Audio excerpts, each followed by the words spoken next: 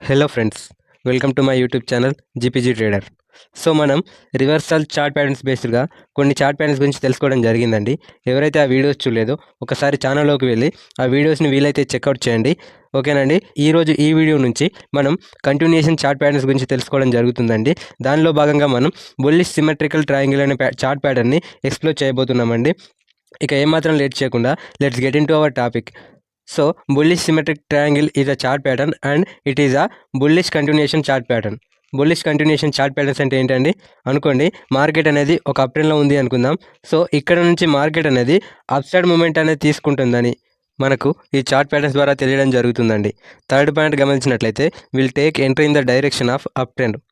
అనుకోండి మార్కెట్ అనేది మనం ఈ చార్ట్ ప్యాటర్న్ అనేది ఫామ్ అయిన తర్వాత మన ఎంట్రీని బయింగ్లో యాడ్ చేయడం జరుగుతుంది. ఓకేనండి. ఇప్పుడు ఈ చార్ట్ ప్యాటర్న్ అనేది ఏ విధంగా ఫామ్ అవుతుందో ఎక్స్ప్లెయిన్ చేస్తాను. గుర్తుంచుకోండి, ఈ చార్ట్ ప్యాటర్న్ అనేది ఫామ్ అవ్వడానికి ముందుగా మనకు మార్కెట్లో ఒక అప్ ట్రెండ్ అనేది ఫామ్ అవ్వాలి. సో ఈ విధంగా ఒక అప్ ట్రెండ్ అనేది ఫామ్ అయింది అనుకుందాం. ఇప్పుడు మార్కెట్ని మీన్స్ అప్ ట్రెండ్ని ఆపుతూ ఒక సర్టెన్ ఆఫ్ ప్రైస్ నుంచి మార్కెట్ అనేది రెసిస్టెన్స్ ఫేస్ చేసి ఈ విధంగా కిందికి ఫాల్ అయింది అనుకుందాం. సో దీనిని నేను మొదటి రెసిస్టెన్స్ లెవెల్గా ఐడెంటిఫై చేస్తాను.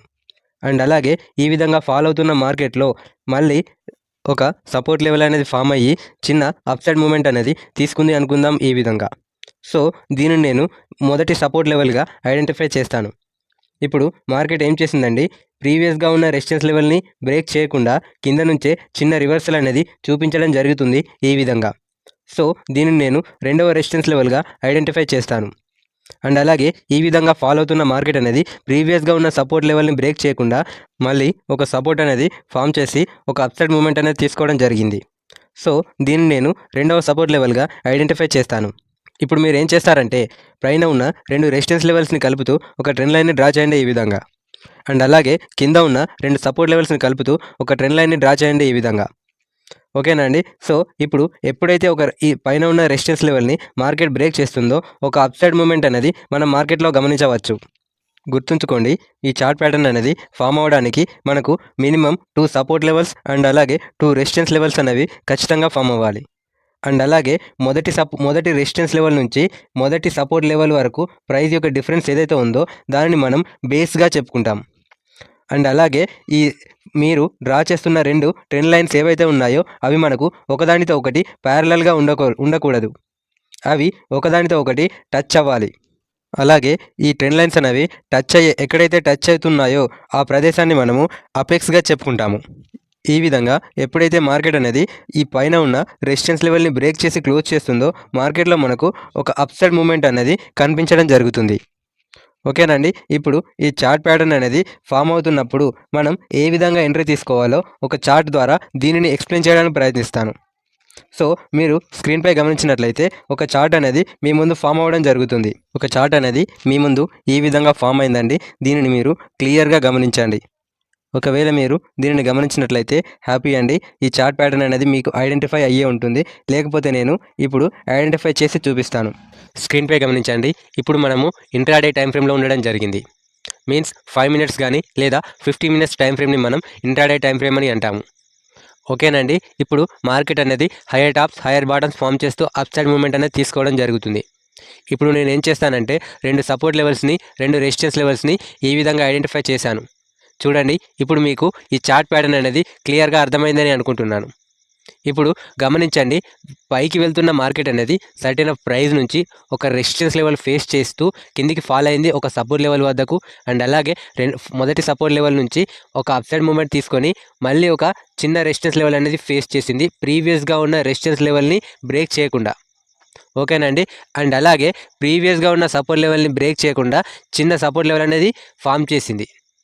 ఇప్పుడు మార్కెట్లో మనం ఏ విధంగా ఎంట్రీ తీసుకోవాలో చెప్తాను చూడండి. ఇప్పుడు పైన ఉన్న రెండు రెసిస్టెన్స్ లెవెల్స్ని కలుపుతూ ఒక ట్రెండ్ లైన్ని డ్రా చేయండి.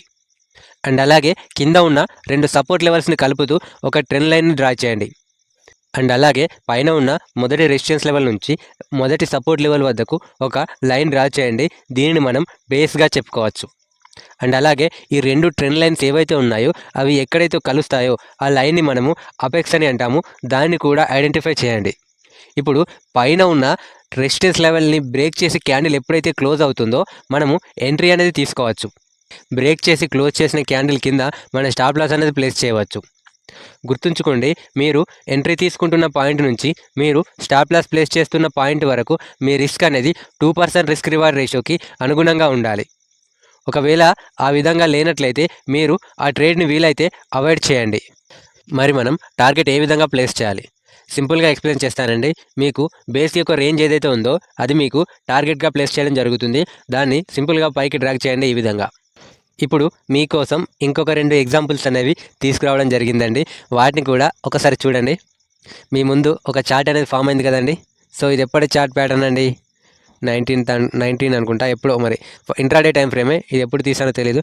ఓకే, ఇప్పుడు దీనిపై అన్నింటినీ ఐడెంటిఫై చేస్తాను చూడండి. సో ఓకేనా అండి. ఇప్పుడు మీకు ఒక సిమెట్రికల్ ట్రయాంగిల్ ప్యాటర్న్ కనిపిస్తుందా? ఓకే, సో వీలైతే మీరు కూడా ఈ విధంగానే ఐడెంటిఫై చేయండి.